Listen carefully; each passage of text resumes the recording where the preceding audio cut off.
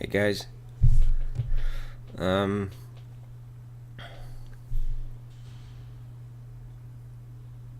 I was thinking about, I don't know, a few weeks ago, just a question occurred to me. I was thinking about um, which one is larger, 1 second or 1 meter, and I threw up this question to Reddit, and I was wondering what people will come up with. I was very curious about it, like what their approach will be, and obviously the most obvious answers are like crazy, you can compare those, etc., but I thought that people will just move on and try to use their brain to come up with something stupid or funny idea, like how would you measure it, how would you compare 1 second to 1 meter.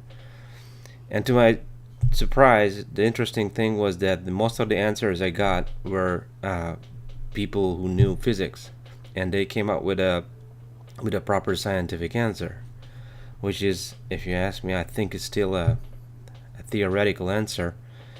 And that shocked me and disappointed me because I was thinking, like, it's interesting that you know something and you learn a lot, which is good because you should learn.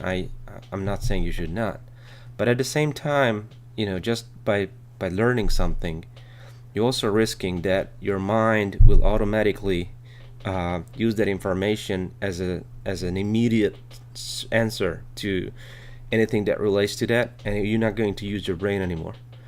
And so this is that occurred to me. How bizarre is that basically knowledge also enslaves you, puts you in a cage, puts you in a box, because you will not use your creativity, you will not use your brain, you will just pick the answer from the memory and throw out there. Probably it's not even the right answer.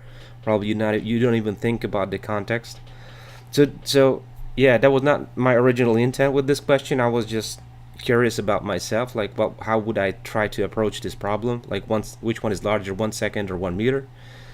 But the result just really surprised me because then I realized, okay, this is weird how consequences are when you learn something, when you study something, when you know something, then you just stop making the effort to come up with something. You just spit out the answer what you learned. By the way, I don't and in many ways in physics especially, there are a lot of areas in modern physics where those are theories. Those are just theories, even though if they are backed up by mathematics, there are so many things that we physically or practically cannot just test or experiment. That's why even today you see, like, the gravitational waves.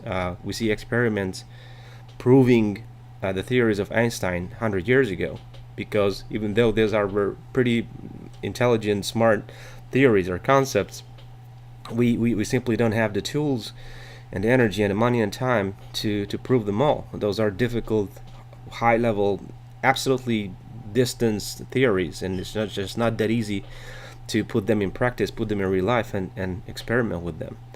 So, and that's why I thought that, that's why, by the way, it's very funny. I always read Feynman's physics lectures. I don't know if you guys know that, but the physics lectures of Richard Feynman are available free on the website of the UC California, University of California.